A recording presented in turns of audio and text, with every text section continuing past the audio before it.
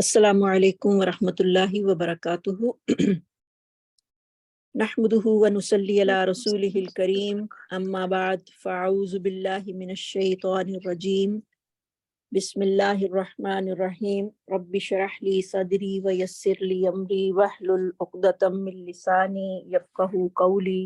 آمین۔ اللہم انفعنا بما علمتنا وعلمنا ما ينفعنا وزدنا علما،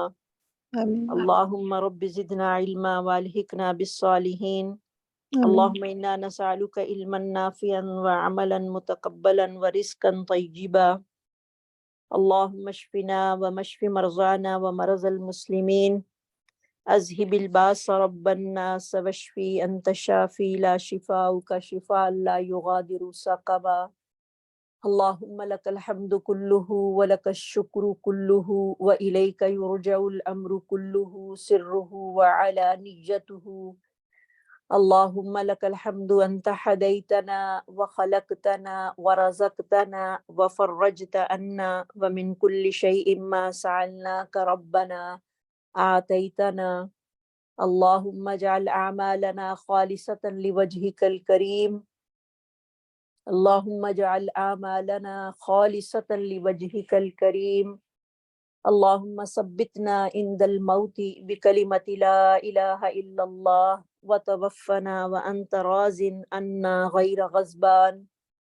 رب یسر ولا تعسر وتمم بالخیر، رب ارحمہما کما ربیانی صغیرا، رب ارحمہما کما ربیانی صغیرا، رب ارحمہما کما ربیانی صغیرا، اللہم اغفر للمؤمنین والمؤمنات والمسلمین والمسلمات منہم احیاء والاموات انک سمیع قریب مجیب الدعوات، اللہم انا نعوذ بک من زوال نعمتک وتحول عافیتک وفجاءۃ نقمتک وجمیع سخطک، اللہم انا نسألک الجنۃ ونعوذ بک من النار، اللہم انا نسألک الجنۃ ونعوذ بک من النار، اللہم انا نسألک الجنۃ ونعوذ بک من النار، اللہم اظلنا تحت ظل عرشک یوما لا ظل الا ظلک، اللہم یا مقلب القلوب ثبت قلوبنا علی دینک وإلی طاعتک، اللہم یا مصرف القلوب صرف قلوبنا علی طاعتک، اللہم اغفر ذنوبہم وطہر قلوبہم وحسن فروجہم، اللہم احفظہم کما تحفظ بہ عبادک الصالحین، آمین یا رب العالمین۔ انشاءاللہ آج ہمارا لیسن شروع ہوگا آیت نمبر 256 سے 263 تک، آیت نمبر 256 سے 263 تک۔ شروع کرتے ہیں۔ لفظی ترجمہ، لا اکراہ فی الدین، کوئی زبردستی نہیں دین میں، قد تحقیق، تبین واضح ہو چکی، رشد بھلائی یا ہدایت، من الغی گمراہی سے، فمن یکفر پس جو کوئی انکار کرے، بالطاغوتی طاغوت کا، ویؤمن اور ایمان لے آئے، باللہ اللہ پر، فقد استمسکا تو یقیناً اس نے تھام لیا، بالعروۃ القصوی وثقی کڑے کو مضبوطی کے ساتھ، لن انفصام لہا ممکن نہیں ٹوٹنا، لہا اس کے لیے، واللہ اور اللہ تعالیٰ سمیع سننے والا، علیم جاننے والا ہے۔ اللہ اور اللہ تعالیٰ ولی الذین دوست ہے ان لوگوں کا، آمنو جو ایمان لائے، یخرجہم وہ نکالتا ہے انہیں، من الظلمات تاریکیوں سے یا اندھیروں سے، الی النور روشنی کی طرف،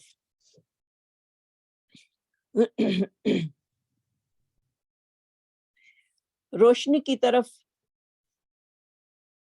والذین کفروا اور وہ لوگ جنہوں نے کفر اختیار کیا،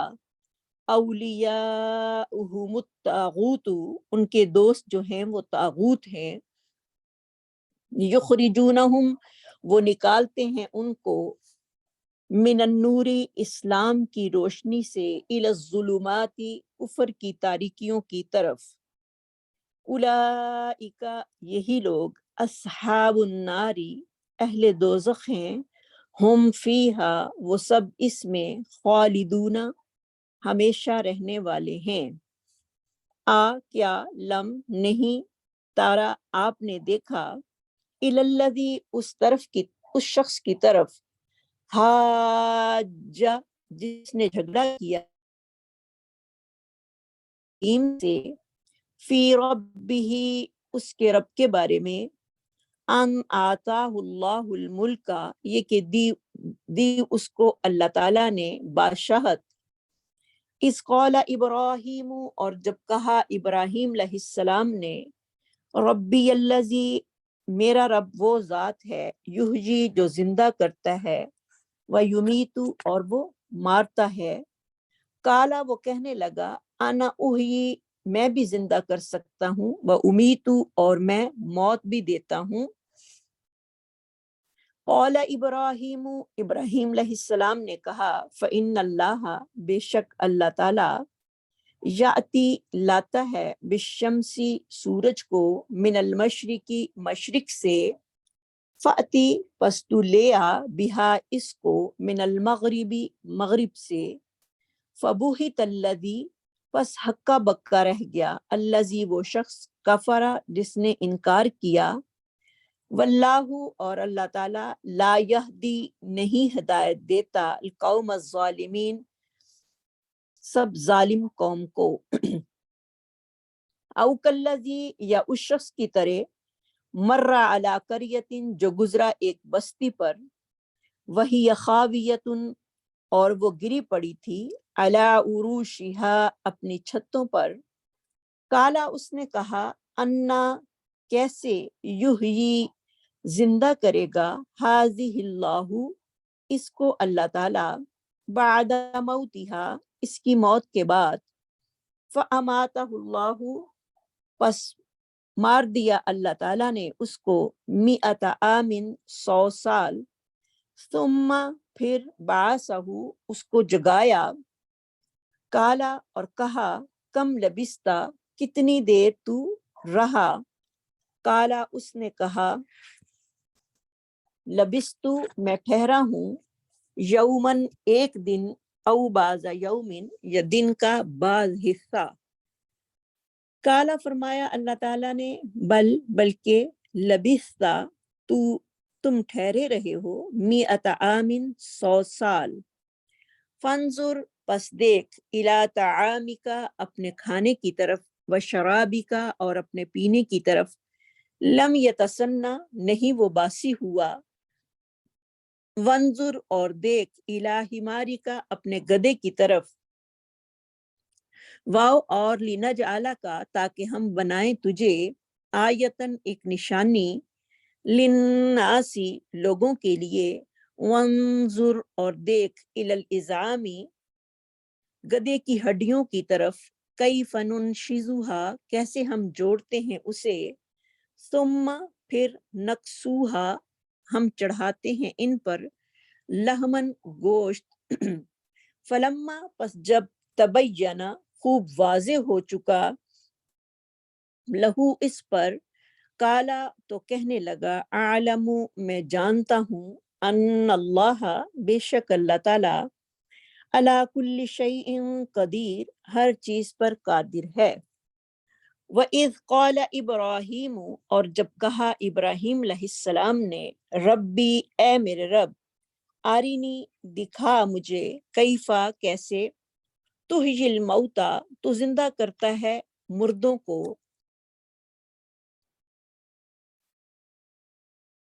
کالا فرمایا اللہ تعالیٰ نے اولم تؤمن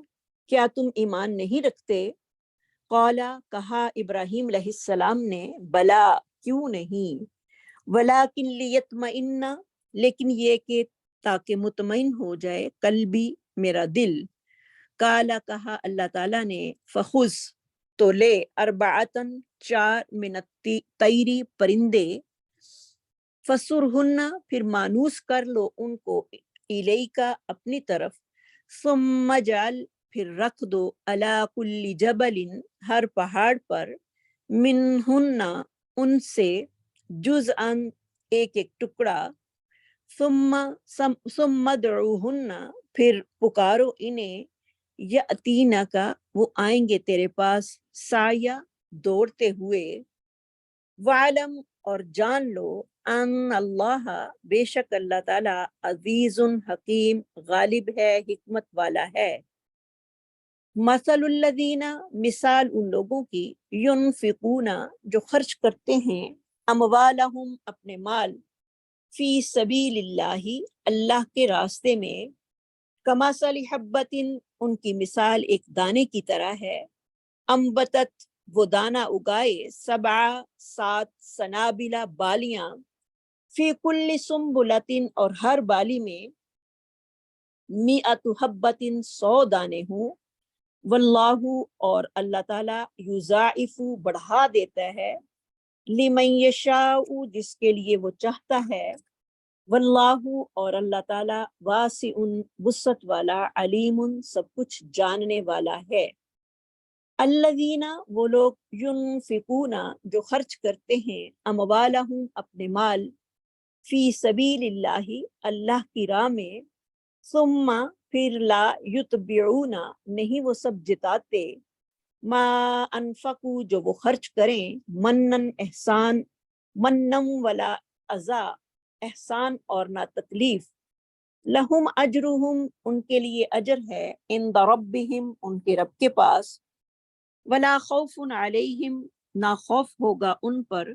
ولا ہم یحزنون اور نہ وہ غمگین ہوں گے۔ قول معروف اچھی بات کہنا، و مغفرت اور درگزر کرنا، خیر بہتر ہے، من صدقۃ اس صدقے سے، من صدقۃ اس صدقے سے، یتبعوها اذا اس کے پیچھے تکلیف ہو، واللہ اور اللہ تعالی، غنی حلیم بے نیاز ہے، حلیم بردبار ہے۔ تلاوت سنتے ہیں۔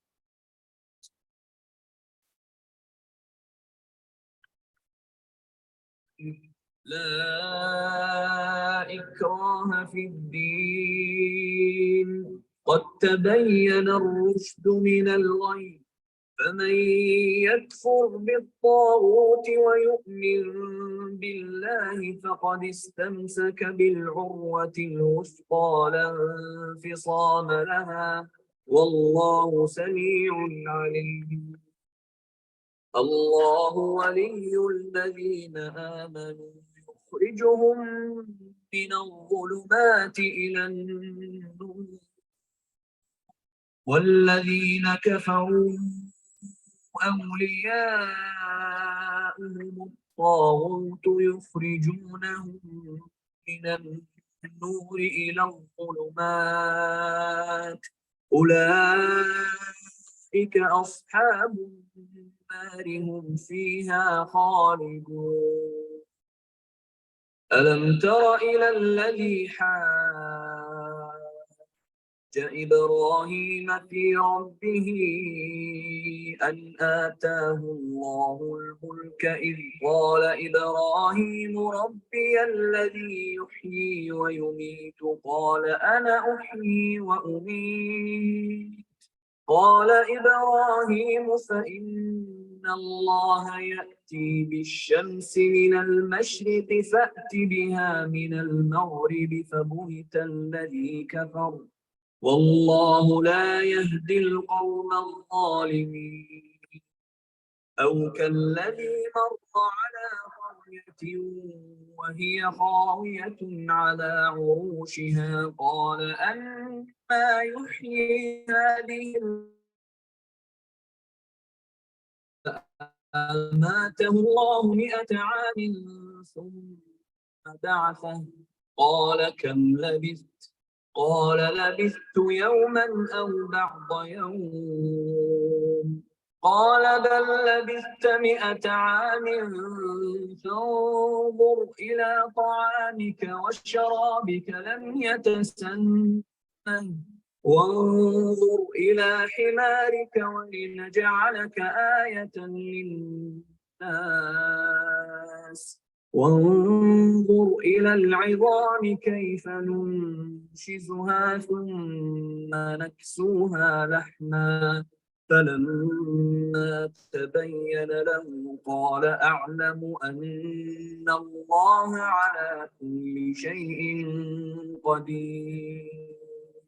وإذ قال إبراهيم رب أرني كيف تحيي الموتى قال أولم تؤمن قال بلى ولكن ليطمئن قلبي قال فخذ أربعة من الطير فصرهن إليك ثم اجعل على كل جبل جزءا ثم ادعهن يأتينك سعيا واعلم أن الله عزيز حكيم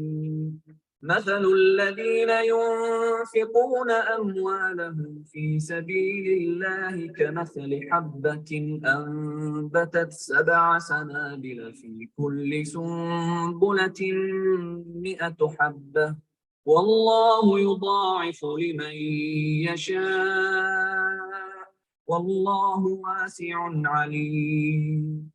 الذين ينفقون أموالهم في سبيل الله ثم لا يتبعون ما أنفقوا منا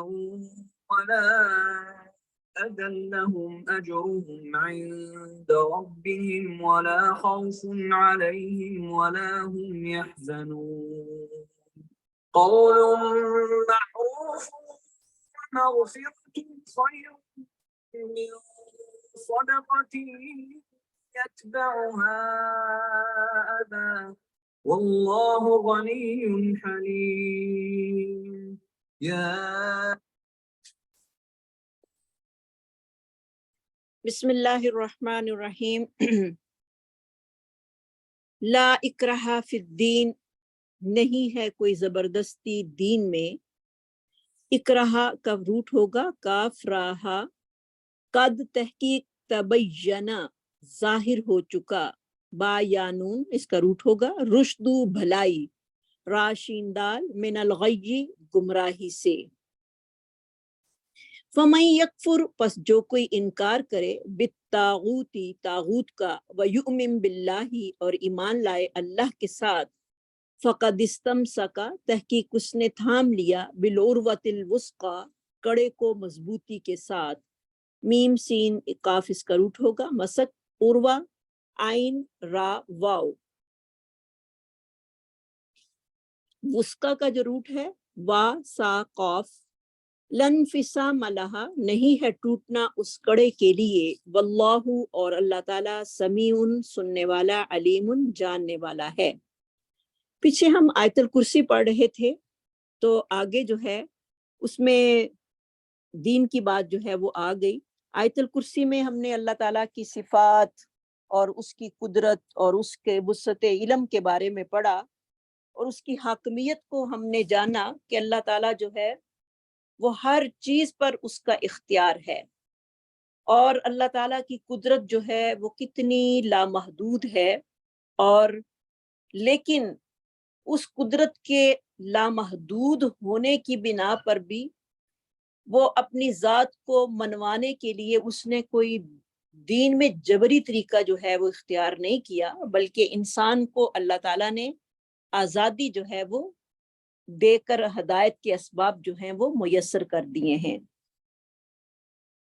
तो बड़ी ही प्यारी आयत है कि अल्लाह ताला ने किसी पर जबरदस्ती नहीं की कि वो दीन में या इस्लाम में जो है वो दाखिल हो जाए। अगर अल्लाह ताला चाहते तो जबरदस्ती कर देते तो लेकिन अल्लाह ताला ने जो है वो जबरदस्ती नहीं की। तो इस्लाम इतना प्यारा मजहब और दीन है और इंसानियत के लिए उसने आला तरीन मनहज जो है वो पेश किया है और अपने मानने वालों को ये हुक्म देता है कि इस्लाम के कबूल करने में किसी को मजबूर ना किया जाए। کیونکہ اسلام جو ہے وہ ایک وسعت نظری والا دین ہے اور اپنے مخالف کو بھی تمام حقوق جو ہے وہ دیتا ہے، لیکن اس کے برعکس اگر کوئی مذہب ایسا نہیں جس کے اندر یہ خوبی پائی جائے تو کیونکہ اسلام جو ہے وہ بغیر سوچے سمجھے بغیر دلیل کے قبول کرنے کے لیے کسی کو بھی مجبور نہیں کرتا، کیونکہ اللہ تعالیٰ نے ہر انسان کو عقل شعور جو ہے وہ دی ہے اور کہا ہے کہ اس کو قبول کرے یا پھر اس سے منہ پھیر لے، اور لیکن جو اسلام میں آ کر دوبارہ مرتد ہو جائے تو اس کی سزا جو ہے اسلام نے قتل رکھی ہے۔ تو اسلام کی منشا یہی ہے کہ انسان جو ہے وہ اس دین کو یعنی دین اسلام کو بخوشی قبول کرنے کے بعد اسی پر ہی جو ہے وہ کاربند رہے، اسلام کو قبول کرنے کے بعد اسی پر ہی جو ہے وہ کاربند رہے۔ تو اللہ تعالیٰ فرما رہے ہیں قد تبین الرشد، تحقیق واضح ہو چکی بھلائی، من الغی، باطل سے، یعنی یہ چیزیں جو ہیں وہ ہر چیز کو واضح کر رہی ہیں۔ تو بعض لوگ جو ہیں اس سے کچھ اعتراضات بھی کرتے ہیں کہ اگر دین میں سختی نہ ہوتی تو پھر جہاد اور قتال اور حدود جو ہیں جو اللہ تعالیٰ نے مقرر کی ہیں وہ کیوں کر رکھی ہیں؟ تو اگر ہم تھوڑا سا غور و فکر کریں تو یہ بات جو ہے وہ ہم سب پہ واضح ہو جاتی ہے کہ یہ چیزیں جو ہیں وہ معاشرے میں امن کے لیے جو ہیں وہ قائم کی جاتی ہیں، جہاد کو، قتال کو، حدود کو، کیونکہ جہاد اور قتال ان کفار کے خلاف کرنے کا حکم دیا ہے جو زمین میں فساد برپا کرتے ہیں اور امن کو تباہ و برباد کرتے ہیں۔ اور اگر یہ لوگ فساد برپا نہ کریں اور اسلامی ملکوں میں اگر جزیہ دے کر رہیں تو پورے پرسکون زندگی جو ہے وہ بسر کر سکتے ہیں، اور اسلامی سلطنت یہ حق ہے کہ وہ اس کے مال و جان کی محافظ ہو، جیسے کہ ہمارے ملک میں جو ہے وہ یعنی ٹیکس دے کر عیسائی لوگ جو ہیں وہ رہتے ہیں، یا ہم یہاں پر جو رہتے ہیں، تو ہر ایک کی جان مال کی حفاظت جو ہے وہ کی جاتی ہے۔ تو ہر ملک میں یہ اصول ہے کہ اگر دوسرے مذہب کے لوگ جو ہیں وہ فتنہ فساد برپا نہ کریں تو ان کے لیے کوئی قتال، کوئی جہاد اور کوئی حدود جو ہیں وہ مقرر نہیں۔ لیکن دین اس میں معاشرے میں امن و امان کو قائم کرنے کے لیے حدود کا قائم کرنا جو ہے یہ اسلام کا ایک بہت بڑا چیز ہے، کیونکہ اس کے بغیر امن و امان جو ہے وہ قائم رہ نہیں سکتا۔ جیسے کہ نبی صلی اللہ علیہ وسلم نے فرمایا تم میں سے کوئی شخص برائی دیکھے تو اسے اپنے ہاتھ سے روکے، اگر اس کی طاقت نہ ہو تو زبان سے منع کرے، اگر اس کی بھی طاقت نہ ہو تو دل میں ہی جو ہے وہ برا محسوس کرے، لیکن یہ ایمان کا کمزور ترین درجہ ہے۔ تو یہ مسلم کی روایت تھی، یعنی انسان کسی میں برائی دیکھے تو سب سے پہلے اپنے ہاتھ سے روکنے کی کوشش کرے، اس کو ہاتھ سے روکے، اگر اس کی طاقت نہ ہو تو زبان سے، اگر اس کی بھی طاقت نہ ہو تو دل سے برا محسوس کرے۔ یہ اسلام ایمان کا جو ہے وہ کمزور ترین درجہ ہے۔ لیکن دین میں جبر نہیں ہے، کیونکہ غیر مسلموں کو ہم کسی طرح بھی زبردستی اسلام قبول کرنے پر ہم مجبور نہیں کر سکتے۔ اس میں ہمارے لیے لیسن کیا ہے کہ جب ہمیں اپنی مرضی سے ہم مسلمان ہوئے ہیں، یعنی اللہ نے کوئی جبر نہیں کیا، اللہ نے تو سب کو اختیار دیا ہے، جو چاہے وہ دین کا راستہ اختیار کرے اور جو چاہے وہ دوسرا راستہ جو ہے وہ اختیار کر سکتا ہے۔ مسلمان کو ہر انسان کو جو ہے وہ اختیار دے کر بھیجا ہے۔ اگر ہم اپنی مرضی سے مسلمان ہوئے ہیں تو یہ دین کے احکامات پر عمل کرنا جو ہے وہ ہمارے لیے ضروری ہے، اور جو پھر دین میں ہمیں بات کہی جائے اس پر عمل کرنا ہمارے لیے بہت ہی ضروری ہے۔ اس کی ایگزامپل کیا ہے؟ جیسے کہ فار ایگزامپل ہم قرآن کی کلاس میں اپنی مرضی سے آتے ہیں، کوئی زبردستی نہیں ہم پہ کرتا کہ آپ آئیں کلاس میں، آپ آئیں۔ جب ہم اللہ کے دین کو سیکھنے کے لیے آ ہی جاتے ہیں کلاس میں تو پھر ہم کیا کریں؟ اس کو بڑے خلوص کے ساتھ اور اس کو بڑے دھیان سے فوکس ہو کر اللہ کے قرآن کو سنیں، اور کلاس کے تمام اصولوں کو فالو کرنا جو ہے وہ ہمارے لیے بہت ہی ضروری ہے، اور پھر ہم اس کی ایک روٹین جو ہے وہ بنائیں، یعنی اس کو یاد کرنے کی، اس کو لکھنے کی، تو یہ ہمارے لیے پھر اصول جو ہیں وہ ہم پر لاگو ہوتے ہیں، کیونکہ اسلام جو ہے وہ اصولوں کے بغیر چلنے والا نہیں، اور ہر چیز میں جب تک کوئی اصول اور قاعدے نہیں ہوتے وہ چیز کبھی بھی کامیاب نہیں ہوتی۔ اور کیونکہ آپ کا سب سے زیادہ خیر خواہ وہ ہوتا ہے جو آپ کو قرآن کی طرف بلانے والا ہے، اور ہمارا سب سے بڑا خیر خواہ کون ہے؟ ہمارا رب ہے، جس نے ہمیں یہ کتاب دی اور اس نے ہماری ہدایت کے لیے جو ہے وہ قرآن بھیجا تاکہ ہم اپنی زندگیوں کو صحیح منہج پر جو ہیں وہ گزار سکیں۔ لیکن اگر ہم سستی سے اس کو اگنور کرتے ہیں اور اس میں غور و فکر نہیں کرتے تو اس میں ہمارا قصور ہے، اور اس پر ہم سزا کے مستحق بھی ٹھہرتے ہیں۔ تو یہ بات بڑی اہم ہے کہ اگر ہم اس کو اگنور کریں اور سستی کے ساتھ اس کو نہ لیں، اس کو نہ پڑھیں، تو ہم سزا کے بھی مستحق ٹھہر سکتے ہیں۔ قد تبین الرشد من الغی، تحقیق ظاہر ہو گئی بھلائی گمراہی سے، فمن یکفر بالطاغوت، اور جو کوئی انکار کرے طاغوت کا۔ طاغوت کا جو روٹ ہوگا وہ طغی ہے، جو کہ طغیان سے مشتق ہے۔ یعنی طاغوت کیا ہے؟ ہر وہ شخص جو حق پر زیادتی کرے، اللہ تعالیٰ کی مقرر کردہ حدود سے تجاوز کرے اور صحیح عقیدے اور شریعت مطہرہ کو قبول نہ کرے، وہ طاغوت کہلاتا ہے۔ تو اللہ تعالیٰ فرما رہے ہیں فَمَن يَكْفُرْ بِالطَّاغُوتِ، جو کہ طاغوت کا انکار کرے، یعنی جو شخص اپنی عبادت کا حکم دے، وہ انسان اس کی عبادت سے انکار کر کر صرف خالص اللہ کے لیے عبادت کرے، اور وَيُؤْمِن بِاللَّهِ، اور وہ ایمان لے آئے اللہ تعالیٰ پر، فَقَدْ اسْتَمْسَكَ بِالْعُرْوَةِ الْوُثْقَىٰ، تحقیق اس نے تھام لیا کڑے کو مضبوطی کے ساتھ، تحقیق اس نے تھام لیا کڑے کو بڑی مضبوطی کے ساتھ۔ تو یہ کڑا جو ہے یہ کیا چیز ہے؟ یعنی انسان جو ہے وہ اپنا تعلق اپنے اللہ سے جو ہے وہ مضبوط کرے، اور پھر وہی جو اللہ تعالیٰ سے اپنا تعلق کو مضبوط کرتا ہے انسان، وہی ہدایت یافتہ اور کامیاب و کامران ہے۔ اور کیونکہ اللہ کے ساتھ جو تعلق ہے بندے کا اور خالق کے درمیان، جو انسان کا تعلق ہے، وہ ایسا ہے جو کبھی بھی منقطع ہونے والا نہیں ہے، اور اس پر وہ ہمیشہ قائم رہے۔ اور اگر جو انسان اپنے تعلق کو مضبوط رکھے گا تو وہ دنیا اور آخرت کی ناکامیوں سے اسے دوچار نہیں ہونا پڑے گا، اور یہی عروۃ الوثقیٰ ہے، یعنی مضبوط کڑا، جس کو ہم عرف عام میں یعنی اپنی زبان میں ہم کنڈا بھی کہتے ہیں، یعنی ایک کنڈے کو تھام لینا۔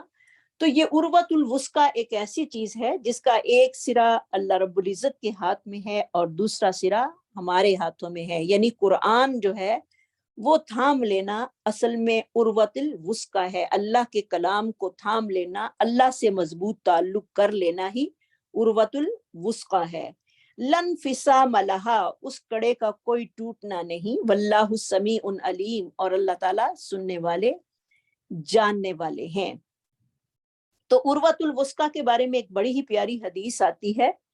تو جیسے کہ سیدنا قیس بن عبادہ بیان کرتے ہیں کہ میں مسجد نبوی میں تھا، ایک شخص مسجد میں داخل ہوا جس کے چہرے پر خشیت الہی کے آثار جو تھے وہ موجود تھے۔ اس نے 2 رکعت ہلکی نماز ادا کی، اور لوگ انہیں دیکھ کر کہنے لگے یہ تو جنتی ہے، یعنی دنیا میں ہی لوگ اس کو کہنے لگے دیکھ کر کہ یہ جنتی ہے۔ کہتے ہیں کہ میں بھی ان کے پیچھے چل دیا اور ان سے باتیں کرنے لگا۔ جب اس نے میری طرف توجہ کی تو میں نے عرض کی کہ جب آپ تشریف لائے تھے تو لوگ کہنے لگے یہ تو جنتی ہے۔ انہوں نے کہا سبحان اللہ، جس بات کا علم نہ ہو وہ انہیں نہیں کہنی چاہیے تھی، البتہ بات اتنی ضرور ہے کہ نبی صلی اللہ علیہ وسلم کی حیات طیبہ میں نے ایک خواب دیکھا تھا، گویا کہ میں ایک لہلہاتے سرسبز گلشن میں ہوں، اور اس کے درمیان ایک لوہے کا ستون ہے جو زمین سے آسمان تک چلا گیا ہے، اس کی چوٹی پر ایک کڑا ہے، مجھ سے کہا گیا کہ اس پر چڑھ۔ میں نے کہا میں اس پر نہیں چڑھ سکتا، کیونکہ چنانچہ ایک شخص نے مجھے تھاما اور میں بآسانی اس ستون پر جو تھا وہ چڑھ گیا۔ اس کڑے کو تھام لیا اور شخص نے کہا دیکھنا مضبوطی سے اس کڑے کو پکڑنا، بس اسی حالت میں میری آنکھ کھل گئی اور وہ کڑا میرے ہاتھ میں تھا۔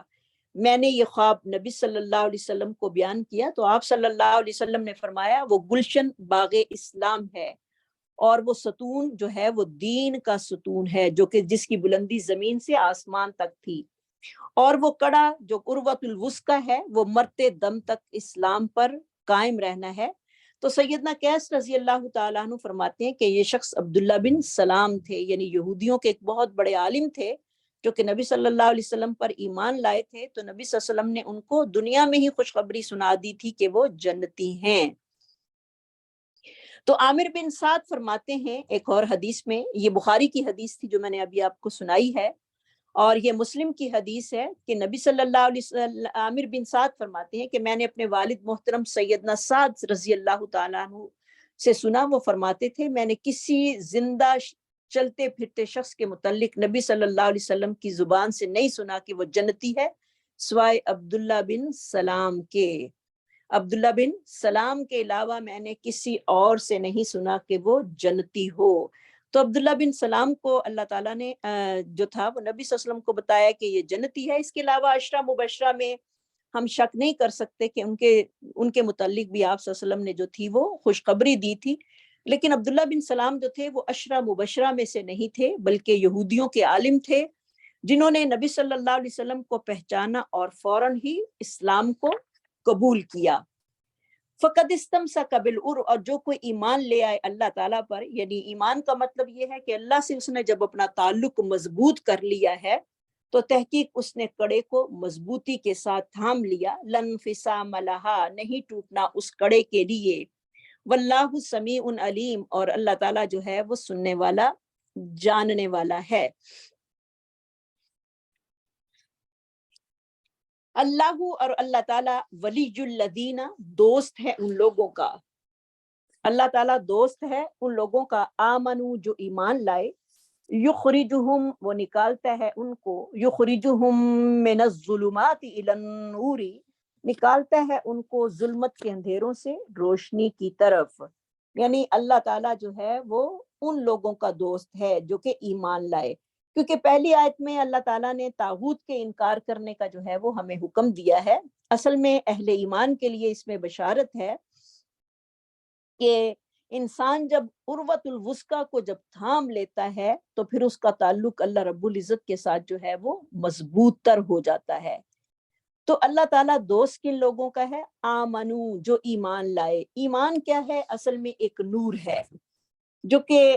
اپنی طبیعت اور حقیقت کے لحاظ سے ہی ہے، جبکہ کفر طبیعت اور حقیقت کے لحاظ پر کئی چیزوں پر جو ہے وہ مشتمل ہے،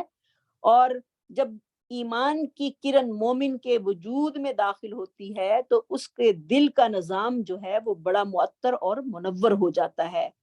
اس کے لیے اللہ کے حکموں پر عمل پیرا ہونا آسان ہو جاتا ہے، اور وہ اللہ کی نافرمانی کے قریب جانا جو ہے اس کے لیے مشکل اور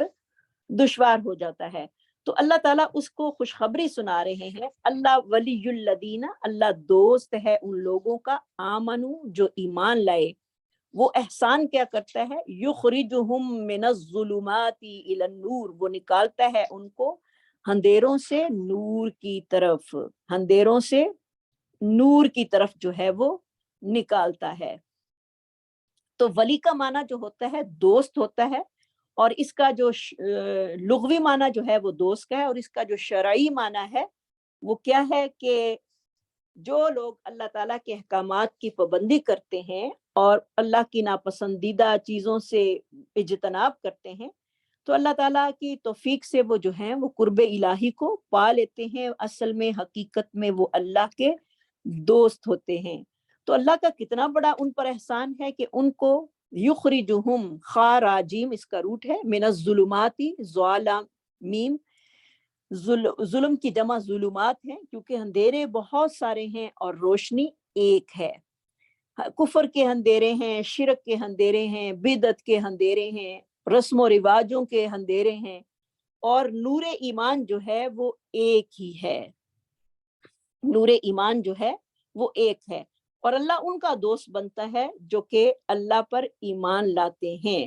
کیونکہ اولیاء اللہ کا جب تذکرہ کیا جاتا ہے تو الحمدللہ ہم سارے اللہ کے ولی ہیں. انسان کا ایمان اتنا ہونا چاہیے کہ وہ یہ خیال کرے کہ وہ اللہ کا ولی ہے.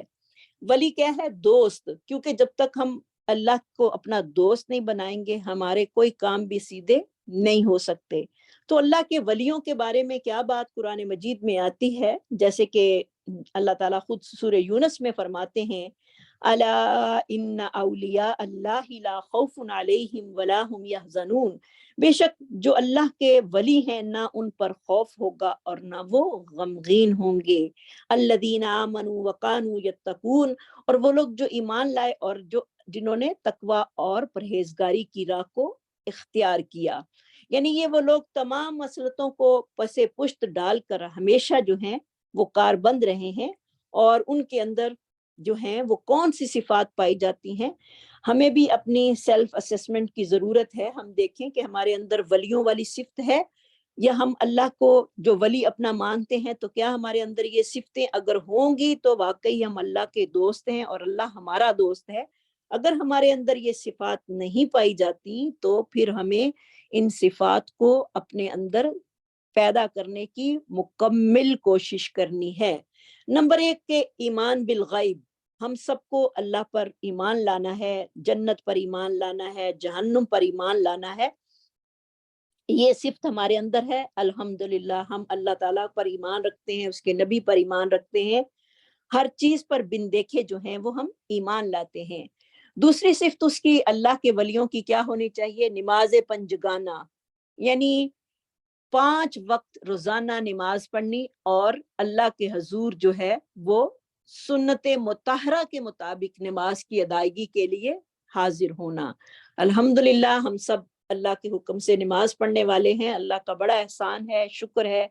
اور جو بے نمازی ہیں اللہ ان کو بھی ہدایت نصیب فرمائے کہ وہ بھی پکے نمازی بن جائیں. تو یہ اولیاء اللہ کی صفتیں ہیں جو اللہ کے ولی بننا چاہتے ہیں. نمبر 3 ان کے اندر ادائیگی زکوٰۃ کی بھی جو ہے وہ صفت ہوتی ہے کہ وہ زکوٰۃ کو جو ان پر صدقہ فرض ہے اس کو پابندی کے ساتھ ادا کرتے ہیں.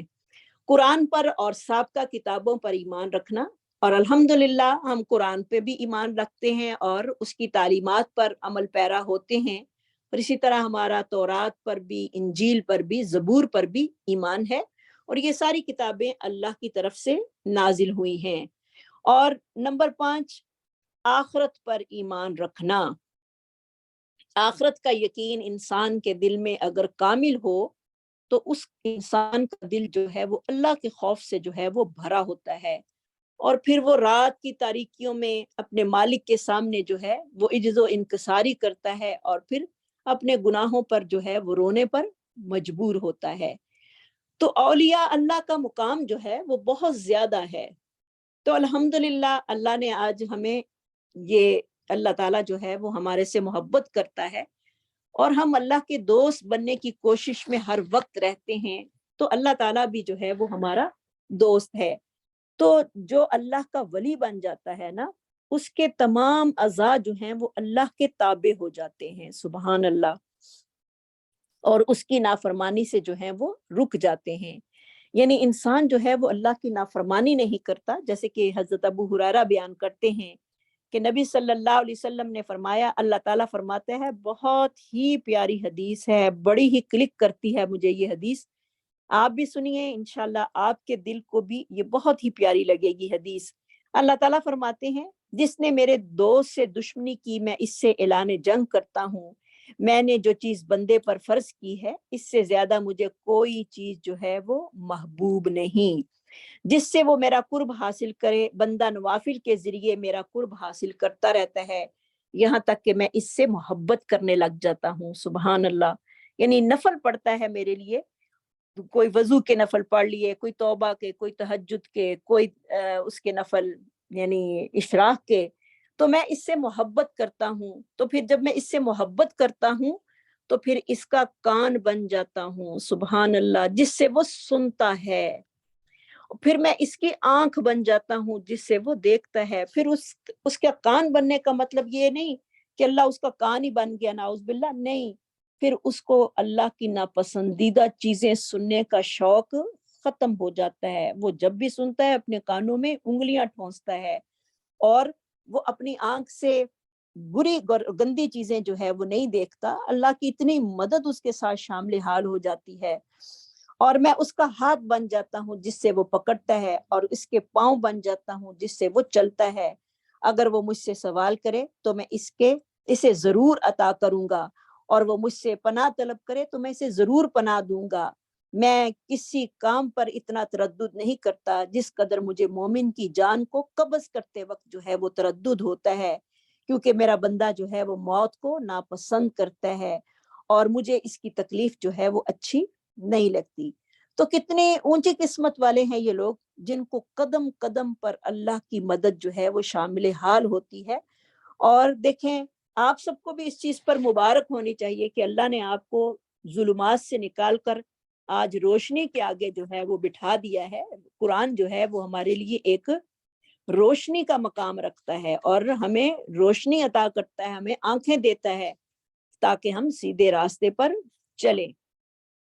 تو اللہ کا کتنا بڑا احسان ہے جو اللہ کا ولی بن جاتا ہے. اللہ ولی الذین, اللہ تعالیٰ دوست ہے ان لوگوں کا جو ایمان لائے, وہ نکالتا ہے ان کو من الظلمات, ظلمات سے, اندھیروں سے, الی النور, روشنی کی طرف, کیونکہ اندھیرے جو ہیں وہ کسی کو بھی اچھے نہیں لگتے اور روشنی سب کو پسند ہوتی ہے. والذین کفروا اولیاؤہم الطاغوت,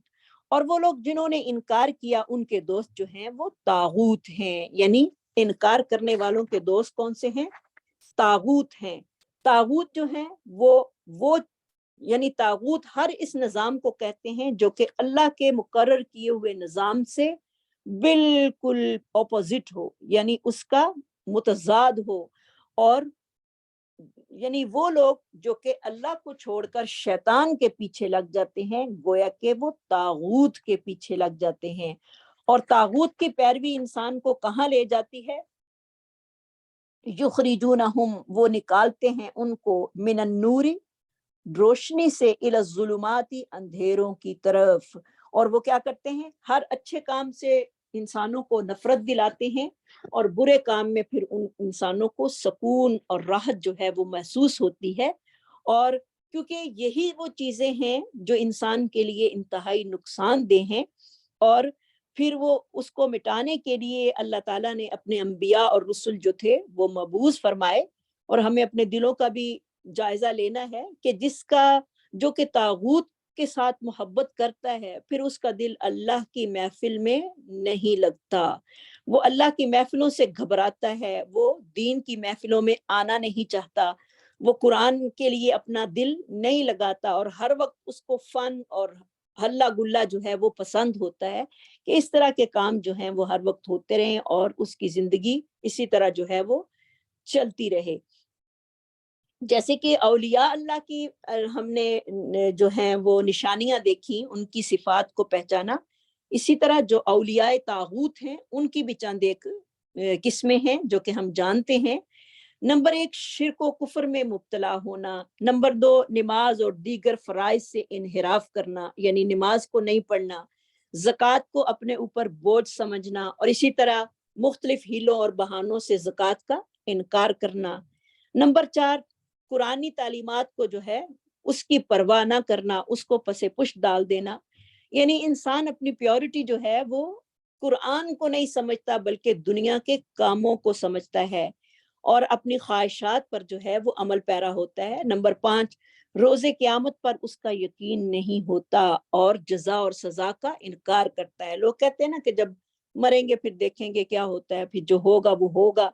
یعنی اس کا مطلب یہ ہے کہ وہ طاغوت کے دوست بنے ہوئے ہیں, شیطان کے دوست بنے ہوئے ہیں. اور شیطانوں کا کام کیا ہوتا ہے؟ یخرجونہم من النور الی الظلمات, وہ نکالتے ہیں ان کو روشنی سے اندھیروں کی طرف. اولئک اصحاب النار, یہی لوگ آگ کے رہنے والے ہیں.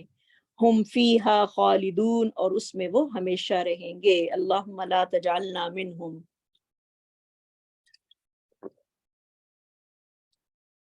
اور اگر کوئی انسان یعنی پھر اس کا انجام کیا ہوگا جو طاغوت کا دوست ہوگا؟ انسان اگر صراط مستقیم کو ترک کر کے ظاہر ہے جب وہ صراط مستقیم کو اپنانا نہیں چاہتا تو ظاہر ہے وہ طاغوت کا راستہ اختیار کرتا ہے، اور پھر بغیر توبہ کے اگر اس کی موت آ جائے تو وہ ابدی جہنم ہے، ابدی جو ہے وہ جہنمی ہے۔ تو استغفر اللہ، کتنی یہ بات ہے کہ انسان جو ہے بعض دفعہ انسان اتنا گناہ گار ہوتا ہے کہ اچانک موت کا حملہ جو ہے اس پر ہو جاتا ہے اور توبہ کی مہلت اس کو نہیں ملتی۔ تو یہ کتنی بڑی بات ہے، انسان کو ہمیشہ اللہ کا راستہ جو ہے وہ اختیار کرنا چاہیے، تاکہ اگر اس کی موت بھی آئے تو دین اسلام پر آئے، کیونکہ جس حال میں وہ دنیا میں رہتا ہوگا اسی حال میں اس کی موت بھی اس کو آ جائے گی۔ اکثر اور بیشتر ہمیں دیکھنے میں آتا ہے جو کہ لوگ نیک ہوتے ہیں ان کو نیکی کرتے ہی جو ہے وہ موت آ جاتی ہے، اور جو برے ہوتے ہیں ان کو اسی برائی میں جو ہے وہ موت آ جاتی ہے اور توبہ کی مہلت تک نہیں ملتی۔ الم تر الی الذی، کیا نہیں دیکھا آپ نے اس شخص کی طرف، حاج ابراہیم، حاجہ کا روٹ ہے ہا جیم جیم، جھگڑا کیا ابراہیم علیہ السلام سے، فی ربہ، اس کے رب کے بارے میں، ان آتاہ اللہ الملک، یہ کہ دی اس کو اللہ تعالیٰ نے بادشاہت، یعنی سب سے پہلے اللہ تعالیٰ جو ہیں وہ اپنے اولیاء میں سے اپنے بندے کا جو کہ اللہ کے خلیل ہیں، اپنے خلیل کا تذکرہ جو ہیں وہ کر رہے ہیں، جن کو ہر وقت اللہ کی مدد اور تائید جو تھی وہ حاصل تھی، اور جن کو اللہ نے اپنا خلیل بنایا تھا، اپنا دوست بنایا تھا، وہ تھے ابراہیم۔ تو فوراً ہی ابراہیم علیہ السلام کا ذکر آ گیا، یہ اللہ کے ولی ہیں۔ جب اللہ تعالیٰ نے اس کو دی بادشاہت، یعنی وہ جو طاغوتی انسان تھا جو کہ کفران نعمت کرنے والا تھا اور ہر چیز کو یہی کہتا تھا کہ یہ میری محنت کا نتیجہ ہے، تو کیونکہ انسان جب اس کی فطرت ہے کہ جب اللہ تعالیٰ اسے آزمائشوں اور مصیبتوں سے نکال کر نعمتوں میں نوازتا ہے تو وہ نشکری اور اللہ کی کفران نعمت کا راستہ جو ہے وہ اختیار کر لیتا ہے، یعنی سرکش ہو جاتا ہے۔ بعض لوگ جو ہیں وہ بہت اللہ کے لیے آگے ہو جاتے ہیں اور بعض لوگ جو ہیں وہ بالکل ہی اللہ سے باغی ہو جاتے ہیں۔ حالانکہ چاہیے تو یہ تھا کہ نعمت ملنے پر اللہ کا شکر گزار ہو تاکہ وہ اجر و ثواب کا مستحق بنے، اور جب بھی کوئی آزمائش یا مصیبت آئے تو پھر صبر و استقامت کا مظاہرہ کر کے تب بھی اللہ کی رضا جو ہے وہ حاصل کرتا ہے، کیونکہ مومن کا معاملہ جو ہے وہ بڑا ہی اس کے برعکس ہے۔ جیسے کہ حدیث میں آتا ہے کہ نبی صلی اللہ علیہ وسلم نے فرمایا مومن کا معاملہ بھی بڑا عجیب ہے، اس کے ہر معاملے میں اور کام میں خیر ہی خیر ہے، اس کے ہر کام میں خیر ہی خیر ہے۔ اگر اس کو نعمت ملتی ہے، یہ اعزاز جو ہے وہ مومن کے علاوہ کسی کو بھی حاصل نہیں، اللہ ہم سب کو بھی مومن بنا دے۔ جب اسے کوئی نعمت ملتی ہے تو اللہ کا شکر ادا کرتا ہے جو اس کے لیے بہتر ہے، اور اگر کوئی تکلیف پہنچتی ہے تو صبر کرتا ہے جو اس کے لیے بہتر ہے، اور وہ صبر کرنا بھی اس کے لیے اجر و ثواب کا باعث بنتا ہے۔ تو انسان کو اللہ کی نعمتیں پا کر اللہ سے باغی نہیں ہونا، جیسے کہ یہ شخص باغی ہوا جس کا ذکر اللہ تعالیٰ یہاں پر کر رہے ہیں، جس نے ابراہیم علیہ السلام سے جھگڑا کیا۔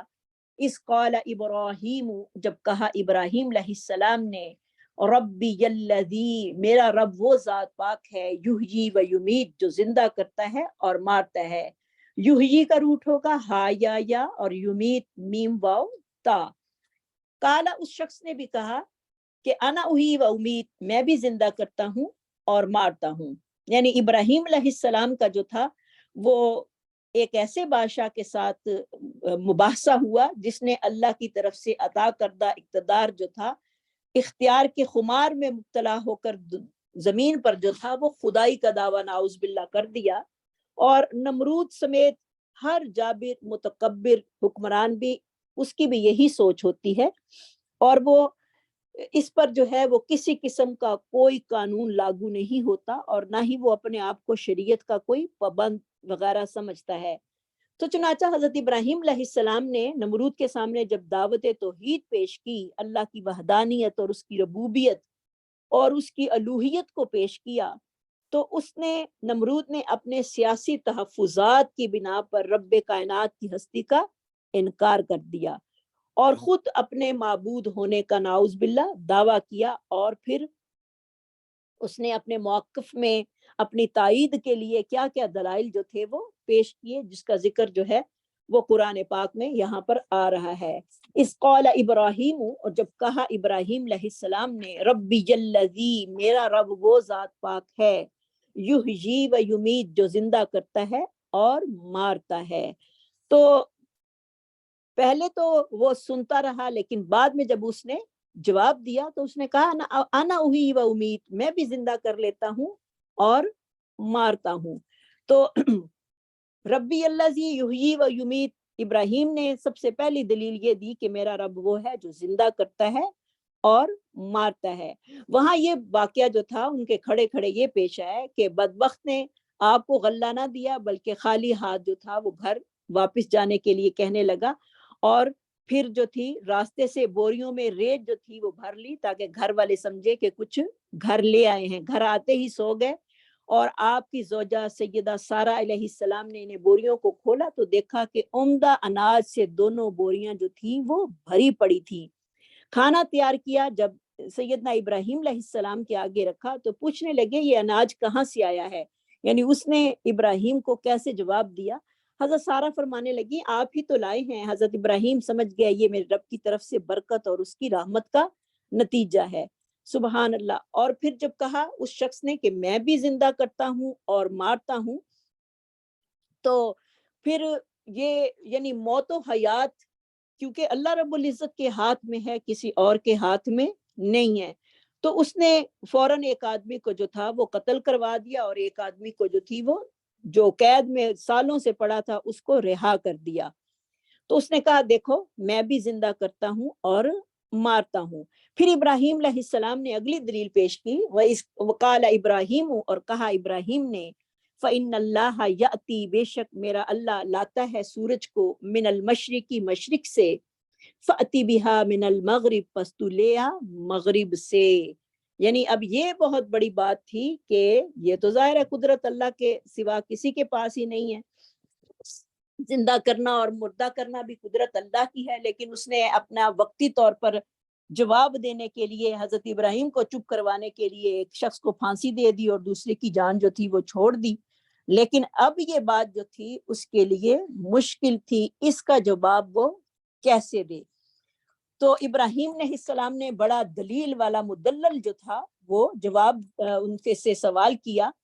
تو پھر کیا ہوا، فَبُہِتَ الَّذِي كَفَرَ، پس حیران ہو گیا، با ہاتا اس کا روٹ ہوگا، با ہاتا باہت، پس حیران ہو گیا وہ شخص جس نے انکار کیا، یعنی اب وہ کیا اس بات کا جواب دے، اس کے پاس تو کوئی جواب تھا ہی نہیں، لیکن ہدایت جو تھی وہ اس کے نصیب میں نہیں تھی، اور لہٰذا ہٹ درمی اور ضد اور تکبر کے نشے میں آ کر اس نے ہدایت کا انکار کر دیا۔ تو وہی آگے اللہ تعالیٰ فرما رہے ہیں، واللہ لا یہدی القوم الظالمین، اللہ تعالیٰ ظالموں کو جو ہے وہ ہدایت نصیب نہیں کرتا، کیونکہ ظالم جو ہیں وہ اپنے لیے خود جب ضلالت اور گمراہی کی راہ جو ہیں وہ اختیار کرتے ہیں اور ان کا مقصد ہدایت کا حصول ہوتا تو اللہ تعالیٰ ان کو ضرور ہدایت دیتا، لیکن جب ان کا مقصد یہ نہیں ہوتا تو پھر اللہ تعالیٰ ان کو ہدایت نہیں دیتا۔ اللہ تعالیٰ ہدایت صرف ان لوگوں کو دیتا ہے جن کے نصیب میں ہوتی ہے اور جو کہ ہدایت کے حصول کے لیے جستجو کرتے ہیں، جن کی کوشش ہوتی ہے کہ وہ ہدایت حاصل کریں، اللہ سے ہدایت لیں، تو اللہ تعالیٰ جو ہے وہ ہدایت دینے والا ہے۔ تو نمرود کا جو عبرتناک انجام ہوا تھا اس کے بارے میں بھی ہم جاننے کی کوشش کریں گے۔ جیسے کہ مفسرین کہتے ہیں کہ متکبر اور وہ جو ہٹ درم بادشاہ تھا، اللہ تعالیٰ نے اس کے پاس ایک فرشتہ بھیجا اور اس نے آ کر جو تھی نمرود کو دعوت توحید دی، لیکن اس بدبخت نے جو تھا وہ قبول کرنے سے انکار کیا۔ فرشتے نے دوبارہ دعوت دی لیکن پھر اس نے انکار کر دیا، تیسری مرتبہ اس نے دعوت دی، پھر اس نے انکار کر دیا۔ اس کے انکار کے بعد فرشتے نے کہا اچھا تم اپنا لشکر تیار کرو، میں بھی اپنا لشکر جو ہے وہ لے کر آتا ہوں۔ تو جو نمرود تھا وہ غصے اور غرور میں آ کر اس نے بہت بڑا لشکر جو تھا وہ تیار کیا اور اپنی فوج کو جو تھا وہ بڑا تیار کر کے سورج نکلنے کے وقت جو تھا وہ میدان میں لے آیا، کیونکہ بڑا دولت مند تھا، بڑی اس کی فوجیں تھیں، سب کو لے کر اکٹھا ہو گیا۔ ادھر اللہ تعالیٰ نے مچھروں کا لشکر جو تھا وہ روانہ کیا،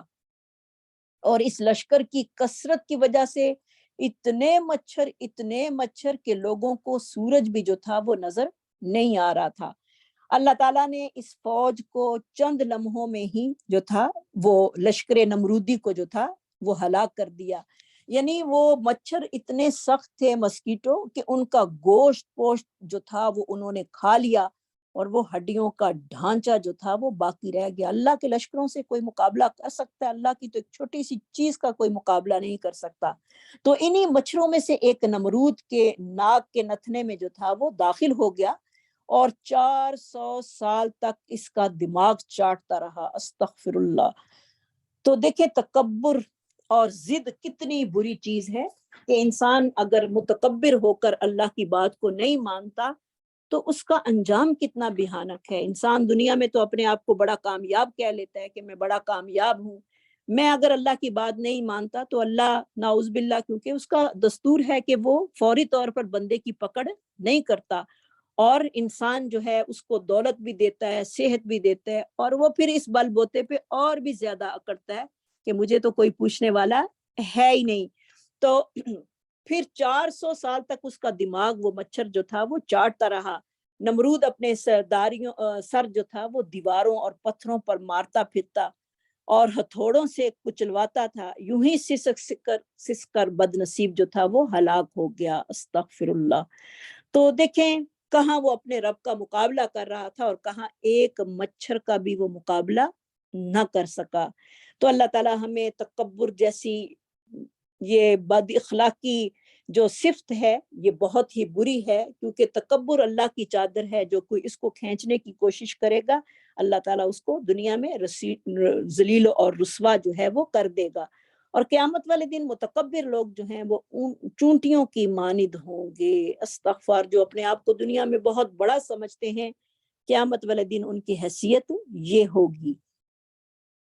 او کلذی مر علی قریۃ، یا اس شخص کی طرح جو گزرا علی قریۃ ایک بستی پر،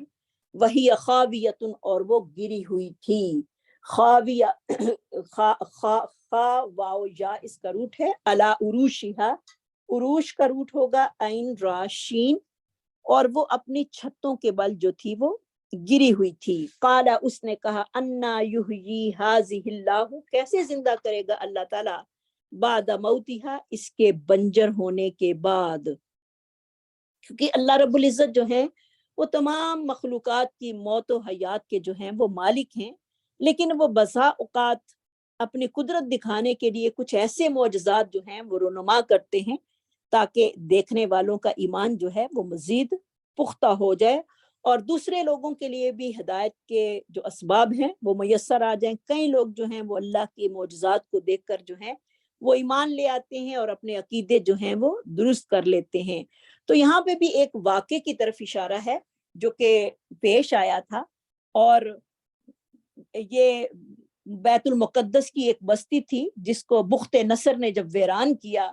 اور اس کے باشندوں کو جو تھا وہ تہ و تیغ کر دیا، اور مکانوں کی چھتیں جو تھیں وہ گرا دیں، اور صرف دیواروں کے نشانات جو تھے وہ باقی رہنے دیے۔ تو وہاں پر ایک بندے کا گزر ہوا، اور یہ بندہ جو تھا حضرت عزیر علیہ السلام ہی تھے، کیونکہ اس کے بارے میں نبی صلی اللہ علیہ وسلم کے 2 صحابہ کے قول ہیں کہ وہ عزیر علیہ السلام جو کہ پیغمبر تھے اس بستی سے گزرے۔ جب انہوں نے تباہی اور بربادی کا یہ ہولناک منظر دیکھا تو کہنے لگے کہ اللہ اس کو کیسے زندہ کرے گا، یعنی پریشانی کے عالم میں ایسے الفاظ کہہ دیے کہ جو کہ ان کے لیے نہیں تھے، کیونکہ اللہ کی قدرت تو بہت بڑی ہے، وہ تو کن کہہ کے ہر کام جو ہے وہ کر لیتا ہے۔ تو اللہ تعالیٰ نے ان کو جو تھا وہ 100 سال تک جو تھی وہ موت دے دی۔ فَأَمَاتَهُ اللَّهُ، قَالَ، کہا اس نے، اَنَّا يُحْيِي هَذِهِ اللَّهُ بَعْدَ مَوْتِهَا، کیسے زندہ کرے گا اللہ تعالیٰ اس کے بنجر ہونے کے بعد، اس کے مردہ ہونے کے بعد۔ فَأَمَاتَهُ اللَّهُ، پس مارا اس کو اللہ تعالیٰ نے، میم واؤتا اس کا روٹ ہوگا مئۃ آمین، میہ کا روٹ جو ہے میم حمزہ یا ہوگا، میم یا حمزہ، سوری، اس کا روٹ ہوگا میم یا اور حمزہ۔ ثم بعثہ، پھر اٹھایا اس کو، یعنی پھر 100 سال کو तक उसको नींद मौत की नींद जो था वो सुला दिया, और 100 साल के बाद सूरज गुरूब होने से कुछ देर पहले जो था उसको जिंदा किया। तो फिर अल्लाह ताला ने पूछा उससे, कम लबिस्ता, कितनी देर तू सोया रहा? उसने कहा लबिस्तु यौमन औ बाज़ यौम, कि मैं दिन का या पूरा दिन या दिन का बाज हिस्सा, क्योंकि सूरज गुरूब होने में अभी कुछ टाइम था, तो उसे ऐसे लगा जैसे कि मैं पूरा दिन सोया रहा, या मुझे लगता है कि मैं दिन का कुछ हिस्सा जो है वो सोया रहा हूँ। हालांकि वो 100 साल तक मौत की आगोश में रहा, क्योंकि अल्लाह ताला ने उसको उसके यकीन को पुख्ता करने के लिए अपनी कुदरत का जो था वो मुशाहिदा करवाना था, इसलिए उसके खाने की तरफ जो था वो मुशाहिदा करवाया। अल्लाह ताला कहते हैं कि देखो अपने खाने की तरफ, यानी जो तुम अपना खाना साथ लेके चले थे उसकी तरफ देखो। काला अन्ना युहयिल्लाहु बादा मौतिहा फामातहुल्लाहु मियता आमिन सुम्मा बासहु, फिर उसको जगाया। काला, कहा अल्लाह रब्बुल इज्जत ने, कम लबिस्ता, कितनी देर तू रहा? काला, उसने कहा लबिस्तु यौमन, रहा मैं एक दिन, औ बाज़ यौम, या दिन का बाज हिस्सा। काला, फरमाया अल्लाह ताला ने, बल लबिस्त मिअत आमिन, बल्कि तू रहा है 100 साल तक। फंजुर इला तामी का, पस तू देख अपने खाने की तरफ, व शराबी का, और अपने पीने की तरफ। यानी अल्लाह ताला ने उसको जो मुशाहिदा करवाना था वो उसके खाने से करवाया, जो कि 100 साल रहने के बाद भी जो है वो गला सड़ा नहीं था। सुभान अल्लाह, अल्लाह की कुदरत देखें, कितनी बड़ी कुदरत है कि 100 साल बाद भी वो खाना ऐसे ही था जैसे कि वो लेकर वहां से चला था। और फिर अल्लाह ताला ने कहा वंजुर इलल हिमारी का, तू देख अपने गधे की तरफ, क्योंकि जिस गधे पर वो सवार होकर पैगंबर आए थे उसकी तरफ भी अल्लाह ने इशारा किया। नून ज़ारा इसका रूट होगा, हिमार का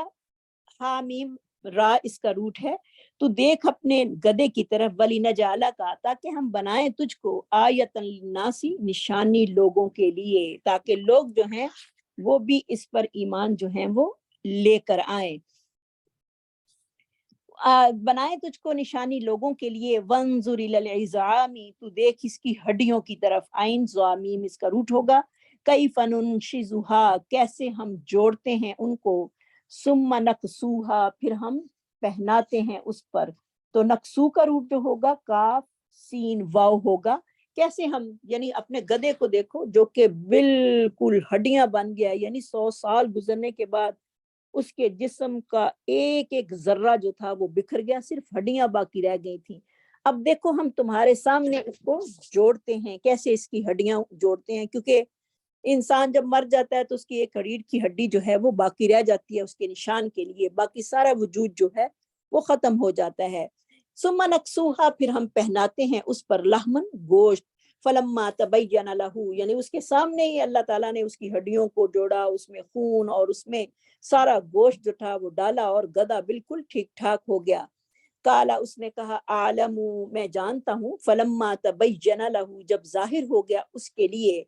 काला, कहा उसने, आलमू, मैं जानता हूँ, अन्नल्लाह अला कुल्ली शैइन कदीर, बेशक अल्लाह ताला जो है वो हर चीज पर, अन्नल्लाह अला कुल्ली शैइन कदीर, बेशक अल्लाह ताला जो है वो हर चीज पर कुदरत रखने वाला है।